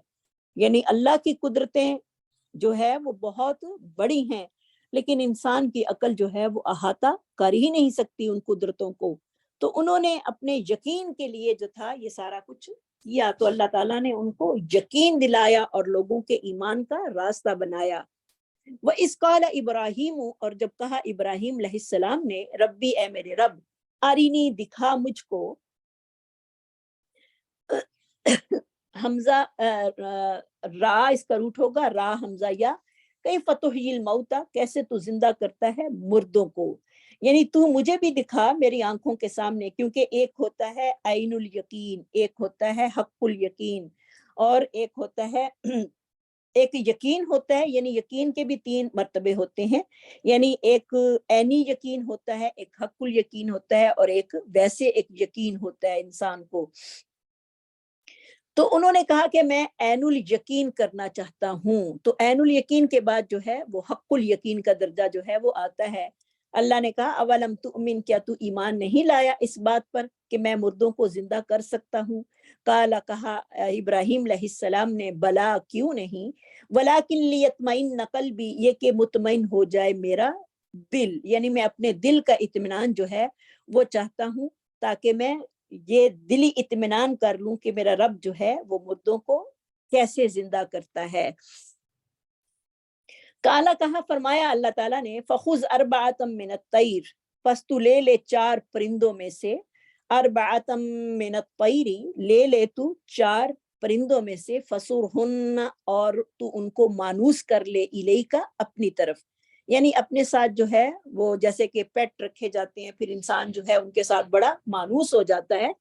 اور وہ پھر انسان کا کہنا جو ہے وہ اپنے مالک کا کہنا مانتے ہیں، جہاں پھر وہ بھیجتا ہے وہ چلے جاتے ہیں، پھر وہ واپس بلاتا ہے واپس بھی آ جاتے ہیں۔ تو اسی طرح کی مانوسیت ان کے ساتھ کر لے، ثم جعل، پھر کر دے، علی کل جبل، ہر پہاڑ پر، منہن جزءن، اس میں سے ایک جز، یعنی ہر پہاڑ پر ان کو ذبح کر کے، ان کے ٹکڑے ٹکڑے کر کے ان کو علیحدہ علیحدہ پہاڑوں پر رکھ دے۔ ثم ادعوہن، پھر بلا ان کو، یاتینا کا سایہ، وہ آئیں گے تیرے پاس دوڑتے ہوئے، یعنی تو ان کو پکارنا، تو تیری پکار سنتے ہی وہ بالکل مکمل پرندے بن کر جو ہیں وہ تیری طرف آ جائیں گے۔ وعلم، اور جان لے، ان اللہ، بے شک اللہ تعالیٰ، عزیز حکیم، زبردست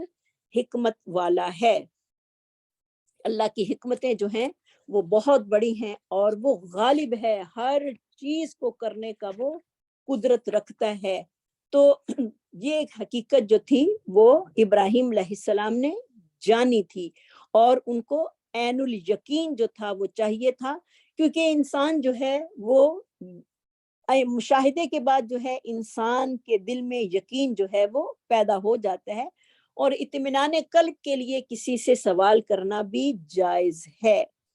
تو یہاں سے یہ 2 باتیں جو ہیں وہ ہمیں پتہ چلتی ہیں، کیونکہ انسان جو کچھ اپنی آنکھوں سے نہیں دیکھ لیتا، جب تک اس کا دل مطمئن نہیں ہو جاتا،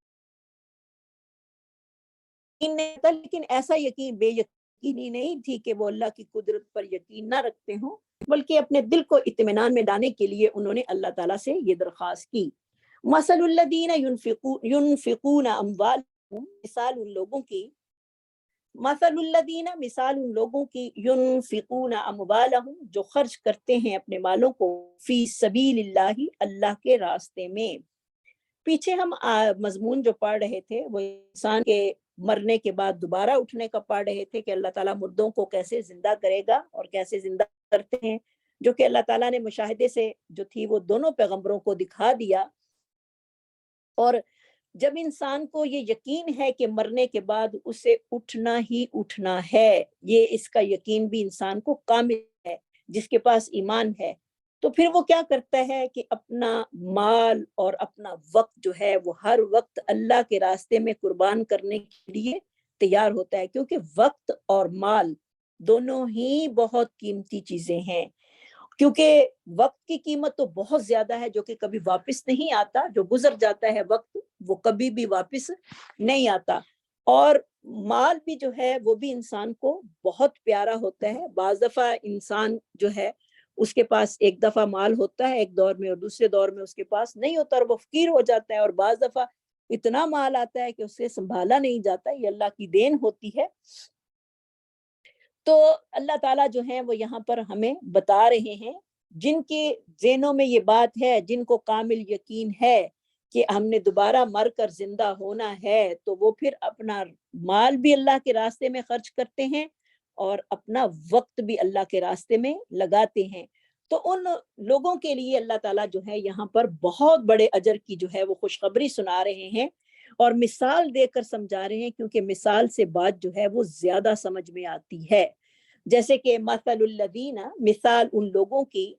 الذین، وہ لوگ، ينفقون، جو خرچ کرتے ہیں، اموالہم، اپنے مال، فی سبیل اللہ، اللہ کے راستے میں، کمثل حبۃ، ان کی مثال ایک دانے کی طرح ہے، دانہ جو زمین میں بویا جاتا ہے، انبتت 7 سنابل، حبہ، ہا با با اس کا روٹ ہوگا، انبتت اگاتی ہیں اس سے، نون باتا اس کا روٹ ہے، 7 سنابل، بالیاں، فی کل سنبلتن، اور ہر بالی میں میۃ حبتن 100 دانہ ہوتا ہے. سبحان اللہ. کسان ایک بیج بوتا ہے اور اللہ رب العزت اس سے 7 بالیاں پیدا کر کے 700 بیج جو ہیں اس سے نکال دیتے ہیں. سبحان اللہ. یعنی گندم کا ایک دانہ بویا جاتا ہے اور ایک گندم کے دانے سے 700 دانے نکلتے ہیں. جیسے کہ اس کے بارے میں حدیث آتی ہے کہ حضرت عثمان بن عفان رضی اللہ تعالیٰ عنہ اور سیدنا عبد الرحمن بن عوف جو تھے، وہ ان کے بارے میں یہ آیت جو تھی وہ نازل ہوئی تھی. وہ نبی صلی اللہ علیہ وسلم کے پاس صدقے کے 4000 درم لے کر نبی صلی اللہ علیہ وسلم کی خدمت میں حاضر ہوئے اور عرض کیے کہ اللہ کے رسول، میرے پاس 8000 درم تھے، میں نے 4000 اپنے اہل و عیال کے لیے گھر میں چھوڑ آیا ہوں اور 4000 درم میں نے اپنے رب کو قرض حسنہ دے دیے ہیں. چنانچہ نبی صلی اللہ علیہ وسلم نے ان کے لیے دعا کرتے ہوئے فرمایا میں چھوڑ آیا ہے، اللہ تعالیٰ اس میں تمہیں برکت نصیب کرے. سیدنا عثمان نے غزوہ تبوک کے موقع پر مجاہدین کی تیاری کے لیے اپنے ذمہ لیتے ہوئے 1000 اونٹ تجارتی سامان کے ساتھ مجاہدین کے لیے صدقہ کیا. تو اللہ تعالیٰ نے یہ آیت جو تھی وہ نازل کی. ابو سعید خدری فرماتے ہیں کہ نبی صلی اللہ علیہ وسلم نے اپنے ہاتھ بلند فرمائے اور دعا کی، اللہ میں عثمان سے راضی ہوں، تو بھی اس سے راضی ہو جا. سبحان اللہ. تو اللہ تعالیٰ یہاں پر ہمیں بتا رہے ہیں کہ جو ایک پیسہ اللہ کے راستے میں خرچ کرتا ہے، اللہ تعالیٰ اس کو بڑھا چڑھا کر 700 گنا کر دیتا ہے، یا اس سے بھی کئی گنا جو ہے وہ بڑھا لے جاتا ہے. جیسے کہ سورۃ بقرہ کی آیت نمبر 245 میں آتا ہے، من ذا الذی یقرض اللہ قرضا حسنا فیضاعفہ لہ اضعافا کثیرۃ. کون ہے جو اللہ کو قرض حسنہ دے اور وہ بڑھا دیتا ہے اس کو بہت زیادہ بڑھانا. تو انسان کو پتہ ہے کہ میں نے مرنے کے بعد میرے پاس کچھ ساز و سامان ہونا چاہیے تاکہ میں اپنی اگلی دنیا کے لیے بہتری کر سکوں. تو کیونکہ اللہ رب العزت قرآن مجید میں سورۃ حشر کی آیت نمبر 18 میں بھی کہتے ہیں، یا ایھا الذین آمنوا اتقوا اللہ ولتنظر نفس ما قدمت لغد. اے لوگو جو ایمان لائے ہو، اللہ سے ڈرو اور ہر جان کو چاہیے کہ وہ دیکھے کہ اس نے کل کے لیے کیا بھیجا ہے، کل کی تیاری اس کی کیا ہے، کل کے لیے کیا ساز و سامان اس نے آگے بھیجا ہے. کوئی اس کے پاس، کیونکہ انسان نے کہیں بھی جانا ہو تو اس کے لیے 2-6 مہینے پہلے ہی تیاری شروع کر دیتا ہے. تو موت کے وقت کا تو کسی کو بھی پتہ نہیں کہ وہ کب آ جائے، تو کل کے لیے اس نے کیا بھیجا ہے. تو اس لیے جتنا بھی ہو سکے اللہ کے راستے میں خرچ کرو تاکہ تمہارا اگلا بیلنس جو ہے وہ تمہارا ڈپازٹ ہوتا رہے اور تمہارا بیلنس جو ہے وہ بڑھتا رہے. تو انسان تو اس بات سے ڈرتا ہے کہ میں جتنا بھی خرچ کروں گا میرا مال کم ہوگا، لیکن نہیں، اللہ کے نبی نے قسم کھا کر کہا ہے کہ جو صدقہ اور خیرات کرتا ہے اس کا مال کبھی بھی کم نہیں ہوتا. کیونکہ انسان جب صبح کرتا ہے تو اس کے ساتھ 2 فرشتے روز ہی صبح کرتے ہیں، ایک اس کے لیے دعا کرتا ہے اور ایک اس کے لیے بد دعا کرتا ہے. اور دعا کرنے والا کہتا ہے کہ اللہ تعالیٰ خرچ کرنے والے کو اور بھی زیادہ دے، اور بد دعا کرنے والا کہتا ہے اللہ اس جمع کرنے والے کے مال کو تلف کر لے. تو فرشتوں کی دعائیں کوئی ضروری نہیں کہ ہم روز $100 ہی خرچ کر کے لیں، بلکہ ہم ایک کوارٹر بھی خرچ کر کے فرشتوں کی دعائیں جو ہیں وہ لے سکتے ہیں. اور ان دعاؤں سے ہمیں محروم نہیں رہنا، بلکہ ہمیں دعائیں جو ہیں وہ لیتے رہنا ہے. تو فرشتوں کی دعائیں کن لوگوں کے لیے ہوتی ہیں؟ جن کے لیے اللہ حکم کرتے ہیں، اور فرشتوں کی دعائیں رد نہیں ہوتی. تو ہمیں روز فرشتوں سے جو ہیں وہ دعائیں لینی ہے تاکہ ہمارا رزق جو ہے وہ کم نہ ہو اور بڑھتا رہے. چاہے 1 روپیہ ڈالیں اللہ کے راستے میں، چاہے 10 روپے ڈالیں، چاہے 100 روپے ڈالیں، لیکن روز جو ہے وہ اللہ کے راستے میں خرچ کرنا چاہیے. جیسے کہ اس کی مثال اللہ رب العزت ہمیں دے رہے ہیں، کمثل حبۃ، مثال ایک دانے کی ہے جس سے اگائیں 7 بالیاں، فی کل سنبلۃ، اور ہر بالی میں سین نون با لام اس کا روٹ ہوگا، مئۃ حبۃ، 100 دانے ہیں. واللہ یضاعف لمن یشاء، اللہ تعالیٰ بڑھا دیتا ہے جس کے لیے چاہتا ہے. جس کا جتنا خلوص زیادہ ہے اللہ کی راہ میں خرچ کرنے کا، کیونکہ اللہ تعالیٰ جو ہیں وہ کوانٹٹی نہیں دیکھتے، کوالٹی دیکھتے ہیں کہ انسان کے خرچ کس خوشی کے ساتھ وہ اللہ کے راستے میں خرچ کر رہا ہے. واللہ واسع علیم، اور اللہ تعالیٰ وسعت والے اور خوب جاننے والے ہیں. الذین ینفقون اموالہم، وہ لوگ جو خرچ کرتے ہیں اپنے مالوں کو، جیسے کہ ایک حدیث بڑی پیاری اس کے بارے میں آتی ہے، جیسے کہ ابو مسعود انصاری بیان کرتے ہیں کہ ایک آدمی نبی صلی اللہ علیہ وسلم کے پاس جو تھا وہ ایک نکیل والی اونٹنی لایا، یعنی جس کی ناک میں نکیل تھی، یعنی جس سے اونٹنی کو پکڑ کے کھینچا جاتا ہے۔ عرض کہ اللہ کے یہ سن کر نبی صلی اللہ علیہ وسلم نے فرمایا تیرے لیے اس اونٹنی کے بدلے میں 700 اونٹنیاں قیامت کے دن ہوں گی، اور سب نکیل والی ہوں گی۔ سبحان اللہ، یعنی تو نے ایک اونٹنی اللہ کے راستے میں دی ہے، تجھے اس کا بدلہ 700 میں مل جائے گا۔ سبحان اللہ۔ تو اللہ تعالیٰ ہمیں بھی زیادہ سے زیادہ اپنے راستے میں خرچ کرنے کی توفیق نصیب فرمائے۔ تو اللہ کے راستے میں جو ہے وہ زیادہ سے زیادہ مال جو ہے وہ خرچ کرنا ہے، اور یہ نہیں کہ خرچ کر کے پھر سب کو بتاتے پھرنا ہے، یا اس کے بارے میں بھی اللہ تعالیٰ آگے فرما رہے ہیں، کیونکہ صدقہ کرنے کی بھی کچھ شرائط اور آداب ہوتے ہیں، اور وہ صدقہ ہی انسان کے کام آئے گا جو خالصتاً اللہ کی خاطر کیا گیا ہو، جس کا انسان اپنے دائیں ہاتھ سے خرچ کرے اور بائیں کو پتہ بھی نہ چلے۔ تو انسان کو اس طریقے کے ساتھ جو ہے وہ اللہ کے راستے میں صدقہ خیرات کرنی ہے۔ الذین ینفقون اموالہم، وہ لوگ جو خرچ کرتے ہیں اپنے مالوں کو، فی سبیل اللہ، اللہ کے راستے میں، ثم لا یتبعون، پھر نہیں وہ پیچھا کرتے، بات عین اس کا روٹ ہوگا یتبعون کا پیچھے لگنا، ما انفقوا جو انہوں نے خرچ کیا، منم ولا اذا، احسان اور تکلیف، نہ تکلیف دیتے ہیں، ولا اذن اور نہ ہی احسان جتلاتے ہیں، یعنی کسی کو دے کر یہ نہیں کہتے تو پہلے بھی آئی تھی، تجھے پہلے بھی دیا تھا ہم نے، تو وہ کیا ہوا، احسان جتلا دیا اور اپنا اجر جو ہے وہ ختم کر لیا۔ نہیں، اللہ کے راستے میں دیا ہوا مال وہ ہے جو انسان دے کر بھول جائے، اور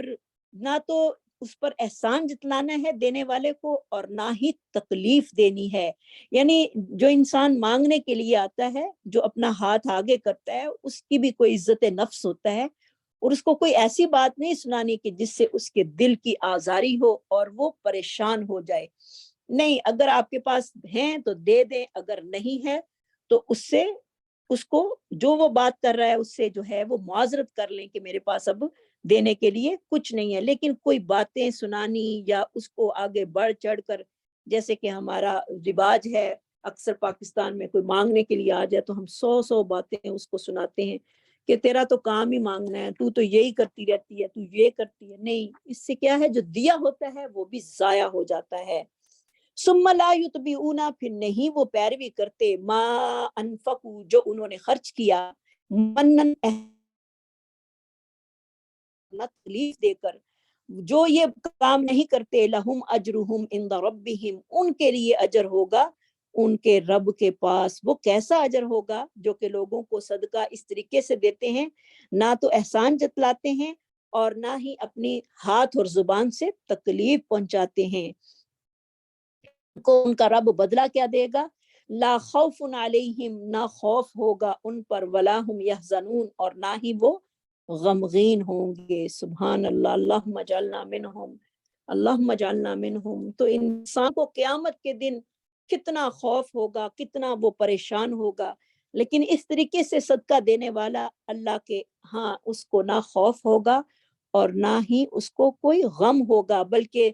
صدقہ کرنے والا قیامت والے روز اپنے صدقے کے سائے کے نیچے ہوگا۔ سبحان اللہ، کیونکہ جس دن کوئی سایہ نہیں ہوگا، اللہ رب العزت کے عرش کا سایہ ہوگا۔ اس میں وہ بھی آدمی آتا ہے جس نے اپنے دائیں ہاتھ سے خرچ کیا اور بائیں کو پتہ بھی نہیں چلا کہ کیا میرے دائیں ہاتھ نے خرچ کیا ہے، تو نہ خوف ہوگا ان پر اور نہ غمگین ہوں گے۔ تو اللہ کے نبی کی حدیث آتی ہے، جو لوگ صدقہ کر کے احسان اور تکلیف دیتے ہیں، ان کے بارے میں آتا ہے کہ نبی صلی اللہ علیہ وسلم نے فرمایا، ثلاثۃ لا یکلمہم اللہ عز وجل یوم القیامۃ، 3 لوگ ایسے ہوں گے کہ نہ کلام کرے گا اللہ تعالیٰ ان سے قیامت کے دن، ولا ینظر الیہم، اور نہ دیکھے گا ان کو اور نہ پاک کرے گا، ولہم عذاب علیم، اور ان کے لیے دردناک عذاب ہوگا۔ تو یہ سن کر ابو ذر نے عرض کی رضی اللہ تعالیٰ عنہ نے کہ خوابو و خاسرو، خوابو و خاسرو، وہ تو ہلاک ہو گئے اور گھاٹے میں چلے گئے، یعنی جنہوں نے اپنا مال بھی خرچ کیا اور اپنی زبانیں بھی ساتھ چلا لی اور وہ تو پھر گھاٹے میں چلے گئے اور نقصان میں چلے گئے۔ تو ان سے پوچھا گیا، آپ صلی اللہ علیہ وسلم سے پوچھا گیا یہ کون ہیں؟ آپ صلی اللہ علیہ وسلم نے فرمایا وہ 3 لوگ ہیں، ٹخنوں سے نیچے پجامہ اور تہبند لٹکانے والا، جھوٹی قسم کھا کر اپنا سامان بیچنے والا، صدقہ کر کے احسان جتلانے والا۔ یہ 3 لوگ ایسے ہیں جن کی طرف اللہ رب العزت قیامت والے دن نہ ان کو دیکھیں گے، نہ ان کو پاک کریں گے، اور ان کے لیے دردناک عذاب ہوگا۔ استغفر اللہ، استغفر اللہ۔ یا اللہ ہم سب کے گناہوں کو معاف کر دے۔ ایسی باتیں جاہلیت میں جو ہو گئیں، اللہ تو ان سے ہمیں معاف کر، اور آئندہ کے لیے ہمیں قرآن جو ہے وہ کتنی پیاری باتیں بتا رہا ہے کہ کسی کو دیکھ کر اس کا احسان نہیں جتلانا۔ تو اگر یہ آپ کے اندر خوبی نہیں ہے کہ آپ احسان جتلائے بغیر رہ نہیں سکتے، تکلیف دیے بغیر رہ نہیں سکتے، تو پھر اللہ تعالیٰ اگلا بھی حل جو ہے وہ ہمیں بتا رہے ہیں، قول معروف، بات اچھی کہہ دینا، دستور کے مطابق بات کو کر دینا۔ یعنی اگر کوئی سائل نامناسب رویہ بھی اختیار کرے تو اسے ہمیں معاف کر دینا چاہیے، اور بات جو ہے وہ نرمی سے کہنی چاہیے، اور غلطی پر معاف کر دینا یہ کیا ہے؟ انسان کا یہ قولی اور عملی احسان ہوگا۔ یعنی اس صدقے سے بہتر ہے جس صدقے کے بعد لینے والوں کو جو ہے وہ تکلیف میں مبتلا کیا جائے، تو اس پر یہ 2 احسان کر دو، قولی اور عملی احسان۔ یعنی بات جو ہے ان کو نرمی سے کہو، اور ان کی جو زیادتی ہوگی اس پر ان کو درگزر کر دو، معاف کر دو، تو یہ انسان کا احسان ہوگا۔ اور یہ اس صدقے سے بہتر ہے جو انسان کر کے جتلا کر جو ہے وہ ضائع کر دیتا ہے۔ تو کیونکہ عمل جو ضائع ہوتے ہیں اس کے کیا سبب ہیں یہ بھی جانیں گے ہم، کہ انسان عمل صالح تو کر لیتا ہے لیکن اپنے عمل کو ضائع کر بیٹھتا ہے، کیونکہ انسان میں اتنی طاقت نہیں کہ وہ عمل صالح کرے، سب کچھ اللہ کی توفیق کے ساتھ ہوتا ہے۔ اگر اللہ نہ توفیق دے تو انسان اپنا پاؤں بھی جو ہے وہ اٹھا نہیں سکتا۔ تو کیونکہ صدقہ جو ہے وہ اعمال صالحہ میں سے ہے، اور اللہ کے راستے میں مال کو خرچ کرنا کوئی انسان کا ذاتی کمال نہیں ہے، بلکہ یہ بھی اللہ کی توفیق کا نتیجہ ہے، اللہ کے ہی دیے ہوئے سے اللہ کے راستے میں دینا۔ اور اگر اللہ توفیق نہ دے، بعض لوگ بڑے ہی بخیل اور کنجوس ہوتے ہیں، بڑا مال ہوتا ہے ان کے پاس لیکن اللہ کے راستے میں نہیں نکالتے، تو اگر اللہ کی توفیق نہ ملے تو انسان نیک اعمال سے محروم رہ جاتا ہے۔ لہٰذا صدقہ کر کے کسی پر احسان جتلانا اس بات کی دلیل ہے کہ صدقہ کرنے والا اس عمل کو اللہ کی رحمت اور توفیق نہیں سمجھتا بلکہ اپنا کمال سمجھ رہا ہے، حالانکہ اسے تو لینے والے کا شکریہ ادا کرنا چاہیے۔ اور جو بھی کوئی سائل سوال کرے اور خاص طور پہ اللہ کا واسطہ دے کر کرے تو اس کے ہاتھ پر کچھ نہ کچھ ضرور رکھو، اگرچہ اس کی حالت کتنی ہی اچھی، کنڈیشن اس کی کتنی ہی اچھی کیوں نہ ہو۔ جیسے کہ حدیث میں آتا ہے کہ اگر کوئی گھوڑے پہ سوار ہو کر آتا ہے اور اچھے کپڑے پہن کر آتا ہے اور اللہ کا نام لے کر سوال کرتا ہے تو اس کو بھی دے دو۔ یعنی اگر اس نے اللہ کا واسطہ دیا تو اللہ کا واسطہ جو ہے یہ کوئی چھوٹی چیز نہیں ہے، اللہ کے واسطہ جو ہے یہ ایک بہت بڑی چیز ہے جس کو انسان کو اپنے ذہن میں رکھنا ہے۔ واللہ غنی حلیم، اور اللہ تعالیٰ بے پرواہ ہے، تحمل والا ہے۔ یعنی اللہ کو تو کسی کے نہ صدقے کی ضرورت ہے نہ کسی کی نیکیوں کی ضرورت ہے، بلکہ انسان کی یہ ساری نیکیاں اور ساری چیزیں جو ہیں وہ صرف وہ انسان کے اپنے کام ہی آئیں گی، اور اللہ کو ان چیزوں کا کوئی فائدہ نہیں۔ اگر اللہ نے مال و دولت دیا ہے تو وہ اس کو واپس لینے پر بھی قدرت رکھتا ہے۔ انسان یہ نہ سمجھے کہ میں نے اپنی کمائی سے جو ہے وہ سارا کچھ بنا لیا ہے، میں بڑا کامیاب شخص ہوں، نہیں، یہ سب اللہ کی دین ہے۔ اللہ تعالیٰ چاہے تو بڑے بڑے پڑھے لکھوں کو نہ دے، اگر چاہے تو وہ ان پڑھوں کو بھی مال و دولت کے ڈھیر لگا دے۔ تو اس لیے اللہ تعالیٰ بردبار ہے، حلیم ہے، تحمل والا ہے، اس کو کوئی ضرورت نہیں، اور وہ اتنا حلیم ہے کہ گناہ پر جو ہے وہ فوری گرفت نہیں کرتا۔ سبحان اللہ، یہ نہیں کہ ادھر سے ہم نے گناہ کیا ادھر سے ہمارے اوپر عذاب آ گیا، نہیں، اور بلکہ انسان کو وہ مہلت دیتا ہے تاکہ وہ اپنی اصلاح کر لے، اور جب لوگ اپنی اصلاح کی طرف توجہ نہ دیں، توبہ استغفار نہ کریں اور اللہ کی نافرمانی پر اڑے رہیں، تو پھر اللہ تعالیٰ اپنا عذاب مسلط کر کے انہیں اجر عظیم سے محروم کر دیتا ہے۔ تو اللہ تعالیٰ ہمیں ان لوگوں میں نہ کرے جو کہ ایسے ہیں، بلکہ اللہ کے راستے میں ہمیں دینے والا بنائے۔ انشاءاللہ اس کی بہت ساری مثالیں آگے آ رہی ہیں جو کہ ہم انشاءاللہ اگلے ہفتے پڑھیں گے انشاءاللہ العزیز۔ اور آج ہم اپنے سے وعدہ کرتے ہیں کہ ہم روز جو ہیں وہ صدقہ خیرات جو ہے وہ روز کیا کریں گے، اگرچہ وہ 1 روپیہ، 1 پینی، 2 پینیاں، 10 پینیاں، جتنی بھی آپ کی توفیق ہو، وہ روز کا روز آپ نے صدقہ اللہ کے راستے میں کرنا ہی کرنا ہے۔ اپنی ہیبٹ بنا لیں کہ صبح کو ایک تو نماز جو ہے وہ اشراق کی نماز پڑھنی ہے، دوسرا استغفار کرنا ہے،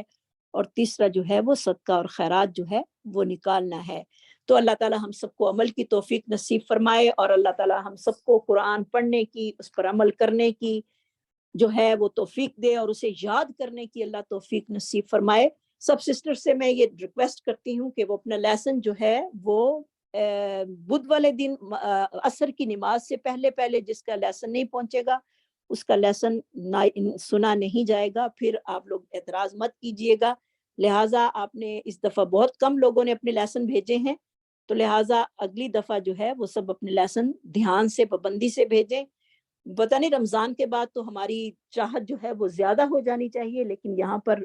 اللہ معاف کرے مجھے کم ہوتی ہوئی نظر آ رہی ہے۔ اللہ تعالیٰ ہم سب کو ہدایت نصیب فرمائے۔ وآخر دعوانا الحمد للہ رب العالمین۔ سبحان ربک رب العزت عما یصفون وسلام علی المرسلین والحمد للہ رب العالمین۔ سبحانک اللہم وبحمدک نشہد ان لا الہ الا انت نستغفرک ونتوب الیک۔ السلام علیکم ورحمۃ اللہ وبرکاتہ۔